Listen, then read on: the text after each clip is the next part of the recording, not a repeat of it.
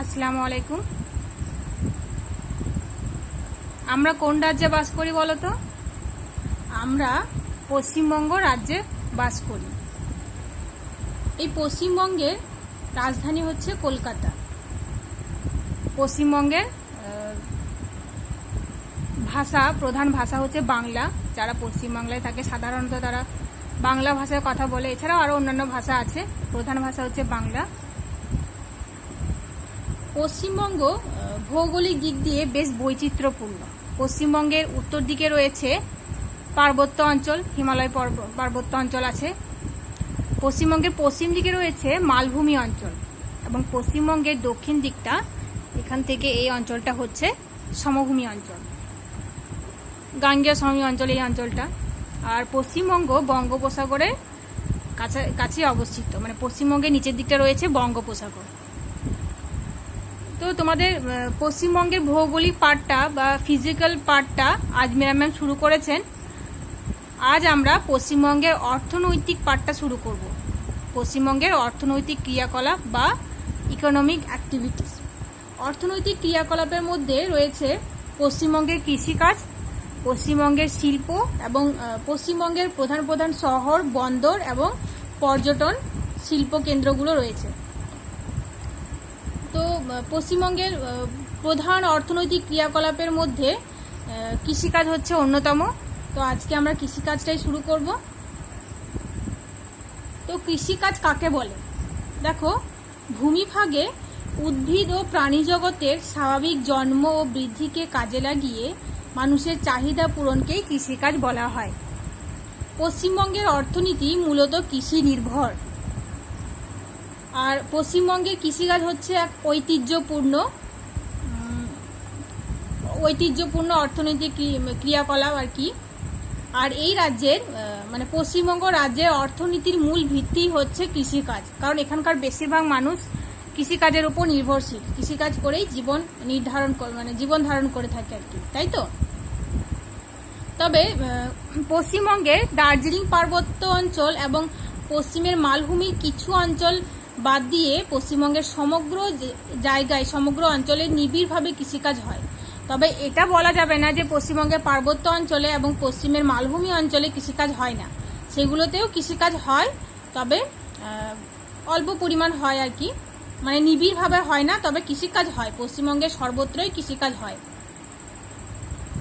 তো পশ্চিমবঙ্গের 65% মানুষ কৃষিকাজের ওপর নির্ভরশীল। সমগ্র ভারতে পশ্চিমবঙ্গের পাট, ধান এবং বিভিন্ন ধরনের শাকসবজি উৎপন্ন হয়। তো দেখো, পশ্চিমবঙ্গ ধান এবং পাট ও অন্যান্য শাকসবজি উৎপাদনে ভারতের মধ্যে প্রথম স্থান অধিকার করে এবং চা এবং আলু উৎপাদনে পশ্চিমবঙ্গ ভারতের মধ্যে দ্বিতীয় স্থান অধিকার করে। পশ্চিমবঙ্গের এই যে শস্য উৎপন্ন হচ্ছে, বিভিন্ন ঋতুতে বিভিন্ন ধরনের ঋতু উৎপন্ন হয়, চাষ করা হয় আর কি। যেমন বর্ষাকালে এক রকমের চাষ করা হয়, তো গ্রীষ্মকালে অন্যরকম ফসল চাষ করা হয়, আবার শীতকালে অন্য রকমের ফসল চাষ করা হয়। তো ফসলের উৎপাদনের মরশুম অনুযায়ী পশ্চিমবঙ্গের কৃষিকে 3 ভাগে ভাগ করা হয়। একটা হচ্ছে খারিফ শস্য, আর একটা রবি শস্য, আর একটা জায়িদ শস্য। তো এটা তোমরা মনে রাখবে, কি ভাগে ভাগ করা হচ্ছে: খারিফ শস্য, রবি শস্য, জায়িদ শস্য।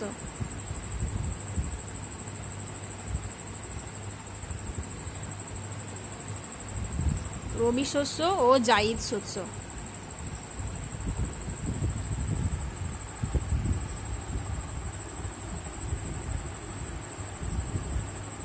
খারিফ শস্য কোনগুলো? দেখো, বর্ষাকালে যে চাষটা হয়, এই যে এখন যে চাষটা হচ্ছে, এখন আমরা দেখতে পাচ্ছি যে মাঠে ধান রোপণ চলছে, তাই তো? তো এই যে চাষটা হচ্ছে, এটা হচ্ছে খারিফ শস্য, মানে বর্ষাকালে চাষ হয় এবং শীতের প্রথমের দিকেই শস্যটাকে তুলে নেওয়া হয়।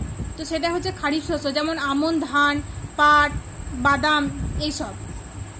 আর রবি শস্য কোনটাকে বলবো আমরা? রবি শস্য হচ্ছে শীতকালে মূলত জলসেচের উপর নির্ভর করে যে চাষটা করা হয় এবং বসন্তের সময় কাটা হয়, সেটাকে বলা হয় রবি শস্য।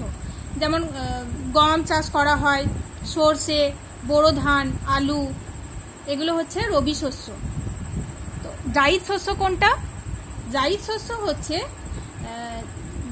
যে শস্যটা গ্রীষ্মকালে জলসেচের উপর নির্ভর করে চাষ করা হয় এবং বর্ষার আগেই কেটে দেওয়া হয়। তো সেটা হচ্ছে জায়িদ শস্য, যেমন আউশ ধান, বাদাম, এগুলো হচ্ছে জায়িদ শস্য। তো এই শস্যগুলো কোন কোন ঋতুতে হচ্ছে আর শস্যগুলোর নাম এগুলো একটু মনে রাখবে। এই তিনটে ভাগ, খারিফ শস্য, রবি শস্য এবং জায়িদ শস্য, এটা খুবই ইম্পর্টেন্ট, ছোট ছোট কোশ্চেন আছে তোমাদের। তো যাই হোক, এবার দেখো আমরা জানবো যে পশ্চিমবঙ্গে যে ফসল উৎপন্ন হচ্ছে, উৎপাদিত ফসলকেও আবার দুই ভাগে ভাগ করা হয়। একটা হচ্ছে খাদ্যশস্য আর একটা হচ্ছে বাণিজ্যিক শস্য। খাদ্যশস্য আর একটা হচ্ছে বাণিজ্যিক শস্য।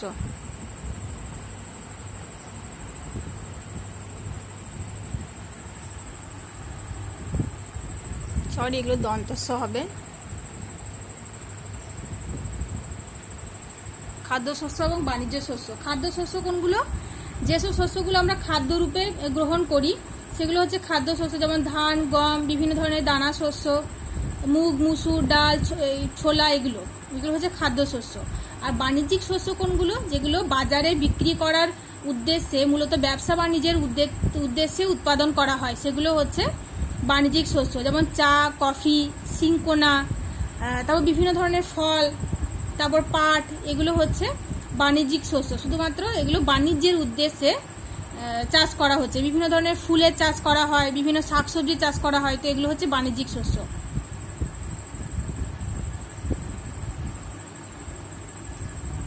তো দেখো, পশ্চিমবঙ্গ কৃষি প্রধান দেশ। পশ্চিমবঙ্গের কৃষিকাজের এত উন্নতির কারণগুলো আমরা একটু জেনে নেব, যে পশ্চিমবঙ্গে কৃষিকাজের দিক দিয়ে এত উন্নত কেন। তোমরা নিশ্চয়ই এটা জানো, তবু আমি বলছি যে পশ্চিমবঙ্গ কৃষিকাজে উন্নত কেন। কারণ এখানকার যে প্রাকৃতিক পরিবেশ, এখানকার মৃত্তিকা কৃষিকাজের জন্য অনুকূল। এখানকার জলবায়ু মানে কৃষিকাজের জন্য খুবই অনুকূল। জলবায়ু খুবই মনোরম হওয়ায় কৃষিকাজ খুব ভালো হয়। তারপর উন্নত যন্ত্রপাতির ব্যবহার, এগুলো তো আছে। উচ্চ ফলনশীল বীজের ব্যবহার, তারপর রাসায়নিক সারের ব্যবহার, এগুলোর জন্য কৃষিকাজ উন্নতি লাভ করেছে। তারপর এখানকার দক্ষ শ্রমিকেরা কৃষিকাজকে আরও উন্নতির দিকে এগিয়ে নিয়ে যাচ্ছে। উন্নত পরিকাঠামো হওয়ার ফলে কৃষিকাজ উন্নতি লাভ করেছে। তো যাই হোক, এবার আমরা পশ্চিমবঙ্গে কৃষির কিছু সমস্যা জানবো। দেখো, এখানে যেমন কৃষিকাজ উন্নতি লাভ করেছে, তার পিছনে কিছু কৃষিকাজের উন্নতির পাশাপাশি কৃষিকাজের বেশ কিছু সমস্যাও রয়েছে। তো পশ্চিমবঙ্গের কৃষির কিছু সমস্যাগুলো আমরা জানবো। পশ্চিমবঙ্গের কৃষির সমস্যা।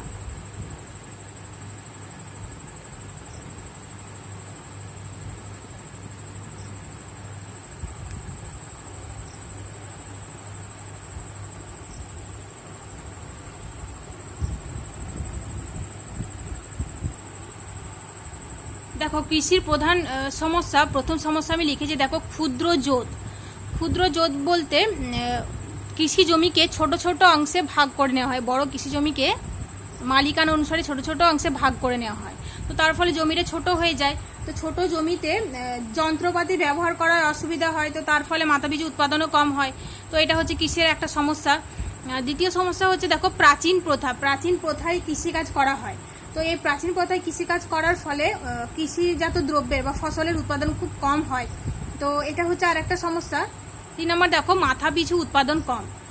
যেহেতু মাথাপিছু উৎপাদন কম হচ্ছে, জমির তুলনায় জনসংখ্যা খুব বেশি। আমরা জানি যে পশ্চিমবঙ্গের জনসংখ্যা খুব বেশি, তো মাথাপিছু উৎপাদন খুব কম হচ্ছে। তো তার ফলে সেখানকার মানুষেরা, মানে পশ্চিমবঙ্গের মানুষেরা কৃষি মানে চাষবাস করতে আগ্রহ দেখাতে পারছে না আর কি। তারপর দেখো, ঋতুগত বেকারত্ব। পশ্চিমবঙ্গের কৃষির আর একটা সমস্যা হচ্ছে ঋতুগত বেকারত্ব। দেখো, আমরা বললাম যে খারিফ শস্য, রবি শস্য এবং জায়িদ শস্য এটা নির্দিষ্ট ঋতুতে চাষ করা হচ্ছে, তাই তো।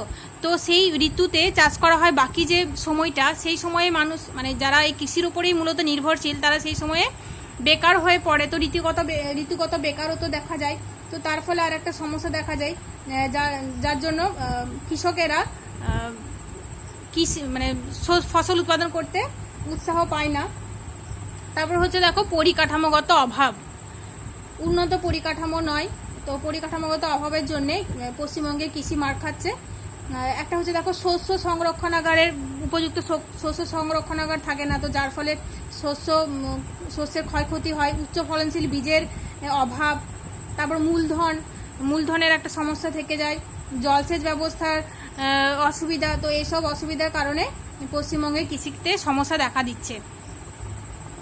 তবুও এইসব সমস্যা থাকা সত্ত্বেও পশ্চিমবঙ্গ কৃষিকাজে বেশ উন্নত, এবং পশ্চিমবঙ্গের প্রধান প্রধান ফসলগুলো হচ্ছে দেখো ধান, তারপর পাট, গম, এগুলো চাষ হয়। তোমাদের পাঠ্য বইয়ে ধান, পাট এবং চা সম্পর্কে দেওয়া আছে, তো আমরা এই তিনটে আলোচনা করব। তো এখন আমরা একটু ধানটা নিয়ে আলোচনা করি। ধান হলো পশ্চিমবঙ্গের প্রধান ফসল এবং ভারতের মধ্যে পশ্চিমবঙ্গ ধান উৎপাদনে প্রথম স্থান অধিকার করে। দেখো 2015 থেকে 2016 সালের মধ্যে পশ্চিমবঙ্গে ধান উৎপাদনের পরিমাণ ছিল 158 লক্ষ মেট্রিক টন। দেখো পশ্চিমবঙ্গের মধ্যে পূর্ব বর্ধমানে সব থেকে বেশি ধান উৎপন্ন হয়, তো সেই জন্যই পূর্ব বর্ধমানকে পশ্চিমবঙ্গের ধানের গোলা বলা হয়। এটা তোমাদের ইম্পর্টেন্ট, তোমরা এটা মনে রাখবে যে পূর্ব বর্ধমানকে পশ্চিমবঙ্গের ধানের গোলা বলা হয়। কেন বলা হয়? কারণ পূর্ব বর্ধমানে সব থেকে বেশি ধান উৎপাদন হয়। আর একটা ইম্পর্টেন্ট হচ্ছে ধানকে তৃষ্ণার্ত ফসল বলা হয়। যেহেতু ধান চাষের জন্য প্রচুর জলের প্রয়োজন হয়, তাই ধানকে তৃষ্ণার্ত ফসলও বলা হয়। ধানের উন্নত মানের যে ধান বীজ, তো সেগুলোর নাম আমরা একটু জানবো। দেখো পদ্মা, রত্না, জয়া, IR8, IR36, এগুলো হচ্ছে উন্নত মানের ধান বীজ। পদ্মা, রত্না, জয়া, এগুলো নামগুলো মনে রাখবে, ধান বীজের নামগুলো পদ্মা, রত্না, জয়া, IR8, IR36, এগুলো হচ্ছে উন্নত ধান বীজের নাম। পশ্চিমবঙ্গের চুঁচুড়ায়, হুগলির চুঁচুড়ায় ধান গবেষণাগার অবস্থিত। দেখো পশ্চিমবঙ্গের ম্যাপটা তোমরা দেখলে বুঝতে পারবে যে পশ্চিমবঙ্গের অধিকাংশ জেলাতেই প্রচুর পরিমাণে ধান উৎপন্ন হয়, তবে পশ্চিমবঙ্গের এই যে পার্বত্য এলাকা এবং পশ্চিমের মালভূমি অঞ্চলে অল্প পরিমাণে ধান চাষ হয়। তাহলে আমরা এটা বলতে পারি পশ্চিমবঙ্গে প্রায় সর্বত্রই কিন্তু ধান চাষ হয়, তাই তো।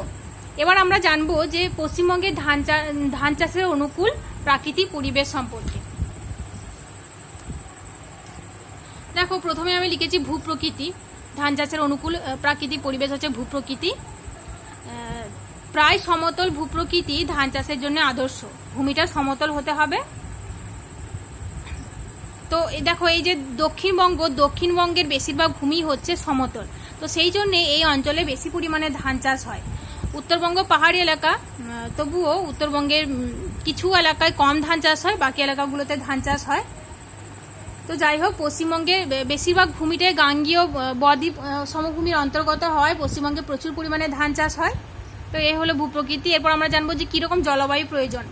তো ধান চাষের জন্য মূলত 20 ডিগ্রি থেকে 30 ডিগ্রি সেন্টিগ্রেড উষ্ণতা প্রয়োজন, যা পশ্চিমবঙ্গে আমরা শুধুমাত্র শীতকালে ডিসেম্বর জানুয়ারি মাসে ছাড়া বাকি সব ঋতুতেই আমরা এইরকম জলবায়ু বিরাজ করে। তো সেই জন্যই পশ্চিমবঙ্গে ধান চাষ সম্ভব হয় আর কি। তো তারপর দেখো জলবায়ুর মধ্যে আছে বৃষ্টিপাত। ধান চাষের জন্য 100 থেকে 200 সেমি বৃষ্টিপাত হচ্ছে আদর্শ, যেটা পশ্চিমবঙ্গে হয়ে থাকে। পশ্চিমবঙ্গে 100 থেকে 200 সেমির মতো বৃষ্টিপাত হয়ে থাকে, তো যার জন্য ধান চাষ হয়। এবং জলবায়ুর মধ্যে আরেকটা পয়েন্ট আছে, সেটা হচ্ছে আর্দ্রতা। ধান চাষের জন্য আর্দ্র জলবায়ু খুবই অনুকূল আর কি। ধান যখন লাগানো হয় এবং ধান যখন বেড়ে ওঠে সেই সময়ও আর্দ্রতা প্রয়োজন হয়, কিন্তু যখন ধান কাটা হয়, কাটার সময় শুষ্ক জলবায়ু প্রয়োজন হয়। তো এই হলো জলবায়ু, যেটা পশ্চিমবঙ্গের জলবায়ু ধান চাষের পক্ষে খুবই আদর্শ। তারপর দেখো মাটি। নদী উপত্যকার উর্বর পলিমাটি ধান চাষের পক্ষে আদর্শ। আবার দেখো গাছের গোড়ায় জল জমে থাকা ধান চাষের জন্য আদর্শ, মানে গাছের গোড়ায় জল জমে থাকতে হবে, তবে কিন্তু ধানের উৎপাদন ভালো হবে, ধান তাড়াতাড়ি বৃদ্ধি পাবে, তাই তো। তো পশ্চিমবঙ্গে যেহেতু বৃষ্টিপাত হচ্ছে, এখানকার মাটিটাও খুব ভালো উর্বর, পলি মাটি দ্বারা তৈরি, তো সেই জন্য পশ্চিমবঙ্গে প্রচুর ধান চাষ হচ্ছে। এরপর আমরা অপ্রাকৃতিক বা অর্থনৈতিক পরিবেশটা আমরা জানবো। ধান চাষের অর্থনৈতিক পরিবেশের মধ্যে আছে দেখো শ্রমিক। ধান চাষের জন্য ধান বীজ বপন করা, সে বীজ টানা, আবার সেটাকে ধান রোপণ করা যেটাকে বলে, আবার ধান কাটা, তো এই সব কাজগুলো করার জন্য প্রচুর যন্ত্র এবং শ্রমিকেরও প্রয়োজন হয়। তো পশ্চিমবঙ্গে যেহেতু জনসংখ্যা খুব বেশি এবং শ্রমিকও পাওয়া যায় ধান চাষের জন্য, তো সেই জন্য পশ্চিমবঙ্গে ধান চাষ উন্নতি লাভ করেছে। তারপর হচ্ছে দেখো মূলধন। পশ্চিমবঙ্গের উন্নত মানের বীজ এবং রাসায়নিক সার, কীটনাশক এবং জলসেচের জন্য প্রচুর মূলধনের প্রয়োজন হয়। তারপর দেখো জলসেচ। দেখো পশ্চিমবঙ্গে আমরা জানলাম যে সারা বছর ধরেই কৃষিকাজ করা হচ্ছে, তাই তো। এই যে বললাম রবি শস্য, জায়িদ শস্য এবং খারিফ শস্য, তো এই 3 ধরনের শস্য উৎপাদন হচ্ছে। তো বর্ষাকালে যে চাষটা হচ্ছে সেই সময় তো আমরা বৃষ্টি জল পাচ্ছি, কিন্তু বাকি যে চাষগুলো হচ্ছে রবি শস্য এবং জায়িদ শস্য, সেগুলোর জন্য আমরা বৃষ্টির জল পাই না। তো তখন কি করা হয়, তখন জলসেচের দ্বারাই, সেচ কার্যের দ্বারাই কৃষিকাজ করা হচ্ছে।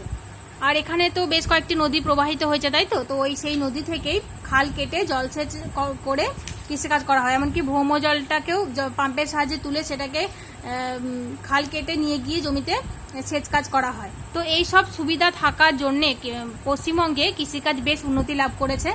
দেখো এখান থেকে তোমাদের ঘুরিয়ে মানে দুটো কোশ্চেন হতে পারে। একটা হতে পারে যে পশ্চিমবঙ্গে কৃষিকাজ উন্নতি লাভ করেছে কেন, সেটা তোমরা লেখো। এটাও 5 নাম্বার আসতে পারে বা 3 নাম্বারও আসতে পারে। তখন তোমরা এটা লিখবে যে পশ্চিমবঙ্গের কৃষিকাজের উন্নতির কারণ, এই পয়েন্টগুলোই দেবে। তো এই পয়েন্টগুলো দিয়ে এইভাবে লিখবে যে এইসব উন্নতি থাকার জন্যেই, মানে এইসব প্রাকৃতিক পরিবেশ এবং অর্থনৈতিক পরিবেশ থাকার জন্য পশ্চিমবঙ্গে কৃষিকাজ উন্নতি লাভ করেছে। আবার এরকমও আসতে পারে মানে পশ্চিমবঙ্গে ধান চাষ উন্নতি লাভ করেছে। আবার এরকম এই কোশ্চেনটা আরেকভাবে ঘুরিয়ে আসতে পারে যে ধান চাষের অনুকূল ভৌগোলিক পরিবেশগুলো কি কি। তখন এই পয়েন্টগুলো দিয়েই তোমরা লিখতে পারো যে এরকম অনুকূল ভৌগোলিক পরিবেশেই কিন্তু কৃষিকাজ এরকম অনুকূল ভৌগোলিক পরিবেশেই ধান চাষ হয়ে থাকে।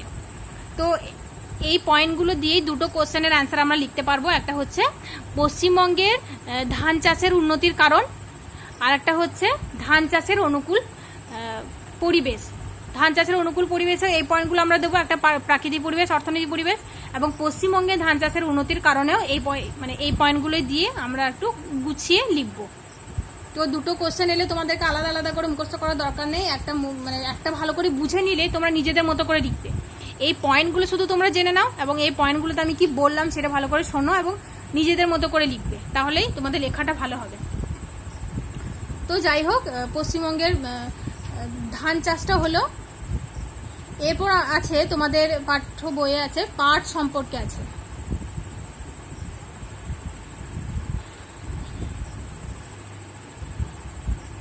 দেখো পশ্চিমবঙ্গে ধান চাষ যেমন উন্নতি লাভ করেছে, এর পিছনে বেশ কিছু সমস্যাও আছে। আমি প্রথমেই কৃষিকাজের কিছু সমস্যা বললাম, তো ধান চাষের সমস্যাটা আমি আলাদা করে বলিনি, সেটা একটু আমি বলে দিই, তাহলে তোমাদের সুবিধা হবে। ধান চাষের মানে ধান উৎপাদনে পশ্চিমবঙ্গে বেশি হয়ে থাকলেও বেশ কিছু সমস্যাও রয়েছে। একটা হচ্ছে ভূপ্রকৃতির দিক দিয়ে কিভাবে সমস্যা, যেহেতু পশ্চিমবঙ্গের উত্তরের দিকটা হচ্ছে পার্বত্য অঞ্চল এবং পশ্চিম দিকটা হচ্ছে পশ্চিমী মালভূমি অঞ্চল, তো এই দুই অঞ্চলে ধানের উৎপাদন কম, এটা হচ্ছে একটা সমস্যা। তারপর হচ্ছে দেখো এখানে 3 ধরনের চাষ হচ্ছে, এই যে আউশ, আমন এবং বোরো, এই 3 ধরনের চাষ হয়। কিন্তু যে চাষগুলো কম উৎপাদন হয়, যে ধানগুলোতে কম উৎপাদন হয়, যেমন আমন ধানের উৎপাদন হচ্ছে কম, কিন্তু সেই ধানের চাষটা এখানে বেশি করা হয়। তো যে ধানের চাষ যে ধান চাষ করলে উৎপাদন বেশি হয়, যেমন আউশ ধান বা বোরো ধান চাষ করলে উৎপাদন বেশি হয়, সেই চাষটা খুব কম করা হয়। যে ধানটা কম উৎপাদন হচ্ছে সেই ধানটা কিন্তু চাষ বেশি হচ্ছে, তো এটা হচ্ছে আর একটা সমস্যা। তারপর দেখো জমিটাকে ছোট ছোট, আমি যে বললাম জমিটাকে ছোট ছোট করে ভাগ করে দেওয়া হয় উত্তরাধিকারের ভিত্তিতে। তো জমি যেহেতু ছোট ছোট করে ভাগ করে দেওয়া হচ্ছে, কৃষি যন্ত্রপাতি সেরকম ব্যবহার করা হচ্ছে না, যেমন ট্রাক্টর ব্যবহার করতে অসুবিধা হয়, তো সেই জন্যই ধানের উৎপাদন কম হচ্ছে। তো এটা হচ্ছে পশ্চিমবঙ্গের ধান চাষের আর একটা সমস্যা। তারপর দেখো পশ্চিমবঙ্গে সুগন্ধি যে উন্নত মানের যে ধান, সেই ধানের চাষটা এখানে হয় না, বা হলেও খুব কম পরিমাণে হয়। যেটা বহির্বিশ্বে বাজার করে নিতে পারতো আর কি, যে চাষটা করলে পশ্চিমবঙ্গের অর্থনীতিটা আরও উন্নতি হতে পারতো, তো সেই চাষটা কিন্তু খুব কমই হয়। সুগন্ধি যে ধানের বীজটা সেটা খুব কম পরিমাণে হয়, তো এটা হচ্ছে আর একটা সমস্যা ধান চাষের। তারপর দেখো পাঞ্জাবে আমরা জানি যে সবুজ বিপ্লবের ফলে পাঞ্জাবে গম উৎপাদন খুব বেড়ে গিয়েছিল, কিন্তু সেই তুলনায় পশ্চিমবঙ্গের ধান উৎপাদনটা সেই তুলনায় বাড়েনি।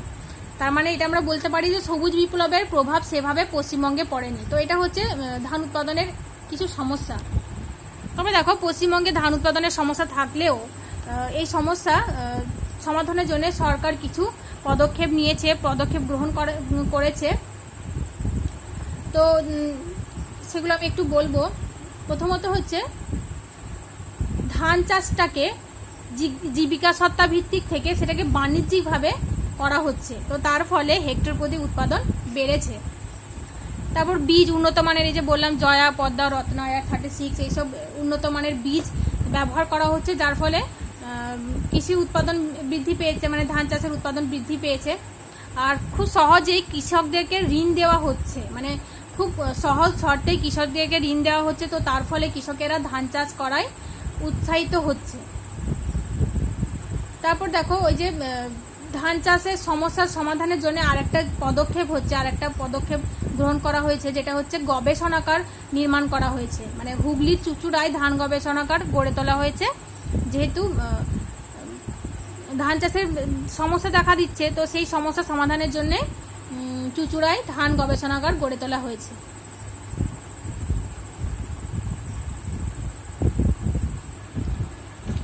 এখন আমরা পশ্চিমবঙ্গের পাট চাষ সম্পর্কে একটু জানবো। দেখো পাট হচ্ছে পশ্চিমবঙ্গের প্রধান বাণিজ্যিক ফসল। তো পশ্চিমবঙ্গ পাট এবং পাটজাত দ্রব্য বিদেশে বা পশ্চিমবঙ্গ ছাড়া অন্যান্য রাজ্যগুলিতে, মানে ভারতের অন্যান্য রাজ্যগুলিতে পাট এবং পাটজাত দ্রব্য রপ্তানি করে অনেক মুদ্রা অর্জন করে। তো সেজন্যেই পাটকে বলা হয় সোনালী তন্তু। এটা তোমরা মনে রাখবে, কাকে এবং কেন সোনালী তন্তু বলা হয়। তো পাটকে সোনালী তন্তু বলা হয়। পাট উৎপাদনে পশ্চিমবঙ্গ ভারতের মধ্যে প্রথম স্থান অধিকার করে। 2015 থেকে 16 সালের মধ্যে পশ্চিমবঙ্গে পাট উৎপাদনের মোট পরিমাণ ছিল 80,75,00,000 গাঁট, যেখানে এক গাঁট মানে হচ্ছে 180 কেজি। তার মানে বুঝতে পারছো 80,75,00,000 গাঁট মানে কতটা পাট উৎপাদন। তো যাই হোক, পাটের উন্নত বীজগুলো, মানে উন্নত প্রজাতির যে বীজ, সেগুলোর নাম একটু আমরা জেনে নেব। দেখো সবুজ সোনা, বাসুদেব, চৈতালি, তোষা, বৈশালী, এগুলো হচ্ছে পাটের উন্নত মানের বীজ।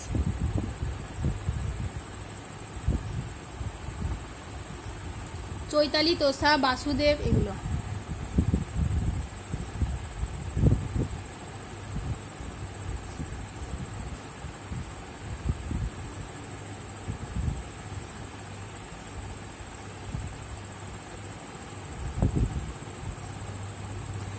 পশ্চিমবঙ্গের ব্যারাকপুরে পাট গবেষণাগার অবস্থিত, এটা মনে রাখবে। পশ্চিমবঙ্গের ব্যারাকপুরে, উত্তর 24 পরগনার ব্যারাকপুরে পাট গবেষণাগার অবস্থিত। দেখো পশ্চিমবঙ্গে সাধারণত সাদা পাটটা চাষ করা হয়। পাট মূলত দুই ধরনের হয়, একটা হচ্ছে সাদা পাট, একটা হচ্ছে তোষা পাট। তোষা পাট যেটা, সেটা মানে সাদা রঙের হয় না, একটু সোনালি সোনালি রঙের হয়, চকচকে হয়, সেটা উন্নত মানের পাট, যেটা বাংলাদেশে বেশি চাষ হয়। আর সাদা পাটটা হচ্ছে একটু কম উন্নত মানের, তার মানটা একটু নিম্ন হয়, সেটা পশ্চিমবঙ্গে চাষ হয়। তার মানে পাটের দুটো প্রজাতি, একটা হচ্ছে সাদা পাট এবং তোষা পাট, তার মধ্যে সাদা পাটটাই বেশি পশ্চিমবঙ্গে চাষ করা হয়। এবার দেখো আমরা জানবো পাট উৎপাদক অঞ্চল। সাধারণত এই যে বদ্বীপ অঞ্চলটা, গাঙ্গেয় বদ্বীপের এই অঞ্চলটাতে হুগলি, ব্রহ্মপুত্র নদী উপত্যকা এবং এই যে মুর্শিদাবাদ জেলা, নদিয়া, হুগলি, এইসব জেলাগুলোতে পাট খুব বেশি পরিমাণে চাষ করা হয়। এরপর আমরা পাট চাষের অনুকূল প্রাকৃতিক পরিবেশ সম্পর্কে একটু জানব।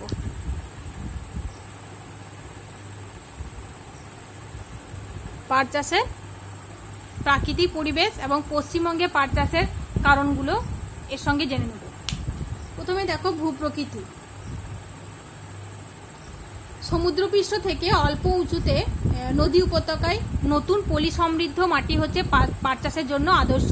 পশ্চিমবঙ্গের এই অঞ্চলটা হচ্ছে নতুন পলি সমৃদ্ধ অঞ্চল, নতুন পলি সমৃদ্ধ মাটি, তাই তো। তো সেই জন্য এই অঞ্চলে প্রচুর পরিমাণে পাট চাষ করা হয়। তারপর জলবায়ুর মধ্যে জেনে নেব কীরকম বৃষ্টিপাত এবং কীরকম উষ্ণতা ও আর্দ্রতার প্রয়োজন। দেখো, পাট হচ্ছে একটি খারিফ শস্য। তো পাট চাষের জন্য আদর্শ উষ্ণতা হলো 22 ডিগ্রি থেকে 35 ডিগ্রি সেলসিয়াস। আর এই পাট চাষের জন্য 100 থেকে 200 সেমি বৃষ্টিপাত প্রয়োজন হয়। বীজ বোনার সময়, যেহেতু পশ্চিমবঙ্গে মার্চ এপ্রিল মাসে বীজ বোনা হয়, আর সেই সময়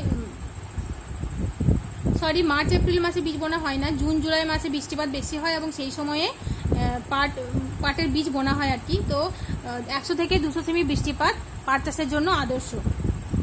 আর দেখো, পশ্চিমবঙ্গে পাট চাষের জন্য আর্দ্রতা, মানে বাতাসে আর্দ্রতা থাকা খুবই জরুরি। আর্দ্র জলবায়ু হলেই পাটের মান ভালো হয় আর কি। তো যাই হোক, এটা হচ্ছে জলবায়ু। তারপর আমরা জানবো যে কীরকম মৃত্তিকা বা মাটি কীরকম হওয়া প্রয়োজন। দেখো, পাট চাষের জন্য মূলত দোআঁশ মাটি পাট চাষের জন্য আদর্শ। তো ভাগীরথী এবং হুগলি নদী এবং তার উপনদীগুলিতে যেহেতু সারা বছর বন্যা হয় এবং তার ফলে প্রচুর পরিমাণে নদীতে পলি সমৃদ্ধ মাটিটা এই অঞ্চলগুলোতে আসে আর কি। তো সেই পলি সমৃদ্ধ মাটিতে প্রচুর পরিমাণে পাট চাষ করা হয়। এরপর দেখো, একটা হচ্ছে স্থির জলাশয়। পাট চাষের জন্য স্থির জলাশয়ের প্রয়োজন হয়। পাটটাকে যখন পাট চাষ করা হয়, তারপর পাটটা বড় হয়, তারপর পাটটাকে তুলে সেটাকে পচনের জন্য স্থির জলাশয়ে ফেলে রাখা হয় বেশ কয়েকদিন ধরে। যদি স্রোতহীন স্থির জলাশয় প্রয়োজন হয়, যে জলের স্রোত দেখা যায় সেই জলে কিন্তু পাট পচন ভালো হয় না, পাটটা পচবে না, তার ফলে ওই যে আঁশটা তোলা হবে না, ছালটা তোলা হবে না। তো সেই জন্যই স্থির জলাশয় প্রয়োজন। তো পশ্চিমবঙ্গে যে নদীগুলো দেখতে পাই, নদীগুলোর আশেপাশে অনেক জলাশয় রয়েছে। তো সেই জলাশয়গুলোতে পাটটাকে রেখে দেওয়া হয়, জমা করে বেশ কয়েকদিন ধরে রেখে দেওয়া হয় এবং পাটটা যখন পচে যায় তারপর সেই পাটটা জোরে বাড়ি মেরে মেরে সেই আঁশটাকে তোলা হয়, সাদা আঁশটাকে, উপরে যে কালো ছালটা সেটা উঠে যায় এবং সাদা আঁশটাকে নিষ্কাশন করা হয় আর কি। তো পাট চাষের জন্য স্থির জলাশয় আবশ্যক, স্থির জলাশয় খুব দরকার। এরপর আমরা জানবো যে অর্থনৈতিক পরিবেশ কি কি থাকা দরকার। প্রথমে আমরা বলবো শ্রমিক, এই যে পাট বীজ বপন করা হচ্ছে, পাট চাষ করা হচ্ছে, পাট বড় হচ্ছে, তার রক্ষণাবেক্ষণ এবং স্থির জলাশয় সেগুলোকে স্থির জলাশয় নিয়ে আসা, সেখান থেকে তুলে, তো এসবের জন্য প্রচুর শ্রমিকের প্রয়োজন হয়। তারপর দেখো, উন্নত মানের সার, উন্নত মানের কীটনাশক দ্রব্য, এসব তো প্রয়োজন। তারপর পরিবহন ব্যবস্থা, উন্নত পরিবহন ব্যবস্থার প্রয়োজন হয়, পাটটাকে ওই কৃষি জমি থেকে স্থির জলাশয়ে নিয়ে আসা এবং সেই স্থির জলাশয় থেকে পাটকলগুলোতে নিয়ে যাওয়া, সেই সবের জন্যেও কিন্তু পরিবহন ব্যবস্থা উন্নত থাকা প্রয়োজন। যেহেতু পশ্চিমবঙ্গে পরিবহন ব্যবস্থা উন্নত, তাই পশ্চিমবঙ্গের রেলপথ এবং সড়কপথের উন্নতির জন্য পশ্চিমবঙ্গে পাট চাষ উন্নতি লাভ করেছে। জলসেচটা এটা এখানে না দিয়ে এখানে আমরা এটা বলতে পারি যে পাট চাষের আর একটা কারণ হচ্ছে ঐতিহাসিক কারণ। যখন ইংরেজরা ভারতে ছিল সেই সময় থেকেই কিন্তু পাট ভারতে চাষ করা হয়, ইংরেজদের আমল থেকেই পশ্চিমবঙ্গে পাট চাষের সূচনা হয় এবং হুগলি নদীর উভয় তীরে বিভিন্ন পাটকল, অনেক পরিমাণে পাটকল নির্মাণ করা হয়। তো সেই পাটকলের চাহিদা অনুযায়ী এখানে পাট চাষ বেশি পরিমাণে হয়, পশ্চিমবঙ্গে পাট চাষ বেশি পরিমাণে হয় আর কি। তো দেখো, এখানেও তাই, ধানের মতো এখানেও তাই, দুটো কোশ্চেনের অ্যান্সার আমরা একটাতেই দিতে পারবো, সেটা হচ্ছে পশ্চিমবঙ্গে পাট চাষের উন্নতির কারণ। সেখানে আমরা এই অ্যান্সারটাই লিখবো, এই পয়েন্টগুলোই, যে পশ্চিমবঙ্গে এইসব প্রাকৃতিক পরিবেশ আছে এবং এই রকম অর্থনৈতিক পরিবেশ থাকার জন্য পশ্চিমবঙ্গে পাট উন্নতি লাভ করেছে। এই অ্যান্সারটাতে আর একটা কোশ্চেন তোমাদের হতে পারে যে পাট চাষের অনুকূল ভৌগোলিক পরিবেশ সম্পর্কে তোমরা আলোচনা করো, অনুকূল পরিবেশ সম্পর্কে আলোচনা করো। তো সেখানেও আমরা এই অ্যান্সারগুলোই লিখবো। তো আশা করছি তোমরা বুঝতে পেরেছো আমার কথাটা। যদি না বুঝতে পারো আমাকে জিজ্ঞেস করবে, আমি তোমাদেরকে আবারও বলবো। তো যাই হোক, এইসব কারণেই পশ্চিমবঙ্গে পাট চাষ উন্নতি লাভ করেছে। তবে পশ্চিমবঙ্গে পাট চাষ উন্নতি লাভ করার সত্ত্বেও বেশ কিছু সমস্যাও দেখা দিচ্ছে। পাট চাষে বেশ কিছু সমস্যাও রয়েছে, সেটা হচ্ছে প্রতিকূল পরিস্থিতি। দেখো, ভারতে কখনো মৌসুমি বায়ু আগে চলে আসে, তার ফলে বেশি বৃষ্টিপাত হয়, আবার অনেক সময় মৌসুমি বায়ু অনেক দেরিতে আসে, তার ফলে অনাবৃষ্টি হয়। তো এটা বলতে পারি আমরা, কখনো বন্যা দেখা যায়, আবার কখনো খরা দেখা যায়। তো এই মৌসুমি বায়ুর অনিশ্চয়তার জন্য পাট চাষে কিন্তু খুব ক্ষতি হয় পশ্চিমবঙ্গে। তারপর দেখো, পাটজাত দ্রব্যের দাম কম। পাট চাষে যেরকম খরচ হয়, সেই খরচের তুলনায় পাটজাত দ্রব্যের দাম কিন্তু খুব কম। ন্যায্য মূল্য পাওয়া যায় না, চাষিরা ন্যায্য মূল্য পায় না। তো সেই জন্যই চাষিরা এই পাট চাষে আগ্রহ প্রকাশ করে না আর কি, পাট চাষে অনীহা দেখা দিয়েছে।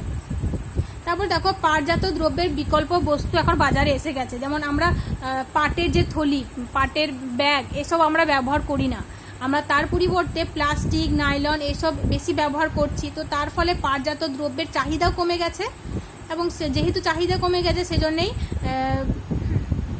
পাট চাষে কৃষকরা কিন্তু উৎসাহ পাচ্ছেন আর কি। তারপর দেখো, পশ্চিমবঙ্গের পাটটা কিন্তু বাংলাদেশের তুলনায় নিম্নমানের। তো সেই জন্যেই আন্তর্জাতিক বাজারে দেখা যায় পাটজাত দ্রব্যের মানে পশ্চিমবঙ্গের পাটের চাহিদা বাংলাদেশের তুলনায় কম। তো সেই জন্যই পশ্চিমবঙ্গের পাটের সমস্যা দেখা দিয়েছে। তো এই হলো পাটের সমস্যা। তবে দেখো, পাট চাষে সমস্যা দেখা দিলেও সরকার কিন্তু কিছু পদক্ষেপ গ্রহণ করেছে, সেগুলো আমরা একটু জেনে নিই যে পাট চাষের সমস্যা সমাধানের জন্য কি কি পদক্ষেপ গ্রহণ করা হয়েছে।